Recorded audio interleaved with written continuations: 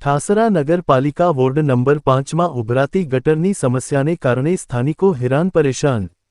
ઠાસરા નગરપાલિકા વિસ્તારમાં આવેલી તાજપીર દરગાહ કબ્રસ્તાનના મુખ્ય માર્ગ પર ઉભરાતી ગટરોનું દુર્ગંધ મારતું દૂષિત પાણી માર્ગ ઉપર ફેલાય છે, જેથી અહીંથી પસાર થતા ખેડૂતો અને દરગાહ ઉપર અવરજવર કરતા લોકો દૂષિત ગંધાતું ગટરના પાણીમાં રહીને પસાર થવું ઘણું મુશ્કેલ બન્યું છે। તાજપીર દરગાહ કબ્રસ્તાનની બાજુમાં ઇન્દિરા નગરી આવેલ છે। ઇન્દિરા નગરીમાં રહેતા સ્થાનિકો જણાવ્યા અનુસાર ઉભરાતી ગટરના દુર્ગંધ મારતું પાણી પાલિકાની ડ્રેનેજ લાઇનમાં ભરાય છે। પીવાના પાણીમાં ઉભરાતી ગટર દૂષિત પાણી ભેળસેળ થતું હોય તેમ જાણવા મળ્યું છે। રસ્તા ઉપર ભરાયેલ દૂષિત ગટરના પાણી કારણે ડેન્ગ્યુ જેવા મચ્છરોનો ઉપદ્રવથી સ્થાનિકો પરેશાન। દૂષિત પાણી કારણે મચ્છરજન્ય બીમારીનો સ્થાનિકો સામનો કરી રહ્યા છે।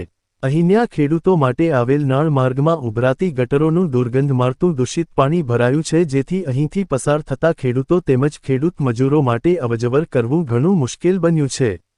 ઉભરાતી ગટરના દૂષિત પાણી તાજપીર દરગાહ કબ્રસ્તાનના મુખ્ય ગેટ આગળ ભરાયો છે, જેના કારણે તાજપીર દરગાહ કબ્રસ્તાન તરફ જવું લોકો માટે ઘણું મુશ્કેલ બન્યું છે।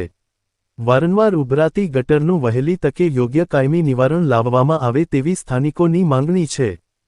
इनायत खान पठान एक समाज सेवक तरीके आ इंदिरा नगरी अंदर ताजपीर कब्रस्तान जोड़े पानी गटर उभरात तो मैंने खबर मिली।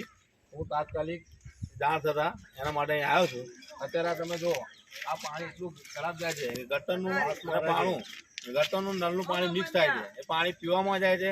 एनाथी आखा नगरीनी अंदर घरे घर एक घर થી ચાર માણસ બીમાર છે।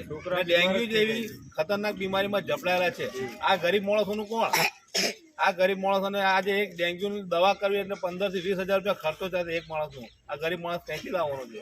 આ તમે જુઓ, આ પાણીની અંદર કેટલી ગટર ને કેટલા મચ્છર કેટલા ઉપદ્રવ તકલાયેલા છે। એને પાછળ ખેતરો આવેલા છે, કબ્રસ્તાનની દિવાલ છે, કબ્રસ્તાનની દિવાલને પણ નુકસાન થાય એવું છે। અને પૂરી નાલ તમે જુઓ પાણીથી ભરેલી છે। આ એક ધાર્મિક સ્થળ આવેલું છે। કબ્રસ્તાનની અંદર ઘેરથી અમે નહીં ધોઈને આવીએ તો પાક સાફ થઈને અમારો નિયમ મુસ્લિમ સમાજનો હોય તો કબ્રસ્તાનની અંદર પાક સાફ થઈને જવાનું હોય છે।